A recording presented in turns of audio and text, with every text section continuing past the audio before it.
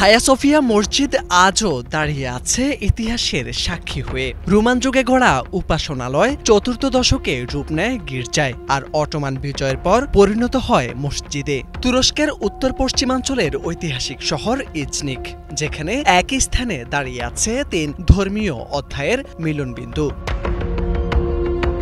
এবার একই স্থানে প্রার্থনা করবেন পোপ লিও। মুসলিম ঐতিহ্য ও খ্রিস্টীয় উত্তরাধিকার এই দুই ধারার সহাবস্থানকে নতুন করে বিশ্বমঞ্চে তুলে ধরছে ইজনিক। একসময় এখানেই অনুষ্ঠিত হয়েছিল খ্রিস্টান বিশ্বের অত্যন্ত গুরুত্বপূর্ণ দ্বিতীয় নিকিয়া কাউন্সিল ও সপ্তম ইকুমেনিক্যাল কাউন্সিল।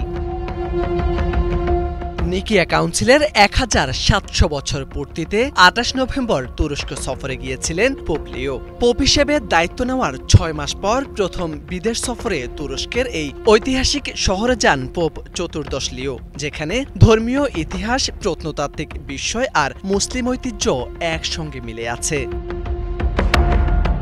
জানা গেছে 325 খ্রিস্টাব্দে প্রথম নিকিয়া কাউন্সিল ছিল খ্রিস্ট ধর্মের প্রথম বৈশ্বিক সমাবেশ। খ্রিস্টীয় মতবাদ ঠিক করতে এই সভা ছিল সবচেয়ে গুরুত্বপূর্ণ অধ্যায়। পরে 381 সালে প্রথম কনস্টান্টিনোপল কাউন্সিল সেই আলোচনাকে সম্পূর্ণ করে তৈরি হয় খ্রিস্ট ধর্মের স্বীকৃত নিকিয়ান ক্রিড।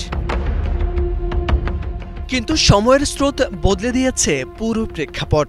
ইজনিক লেকের নিচে এখন নিমজ্জিত সেন্ট নিওফাইটস বেসিলিকা, যেখানে প্রথম নিকিয়া কাউন্সিল অনুষ্ঠিত হয়েছিল বলে মনে করা হয়। 2014 সালে লেকের জলে ভেসে ওঠে ওই ডুবে থাকা বেসিলিকার অবশিষ্টাংশ। পাশে পাওয়া যায় প্রাচীন সমাধি ও সভাস্থলের ধ্বংসাবশেষ।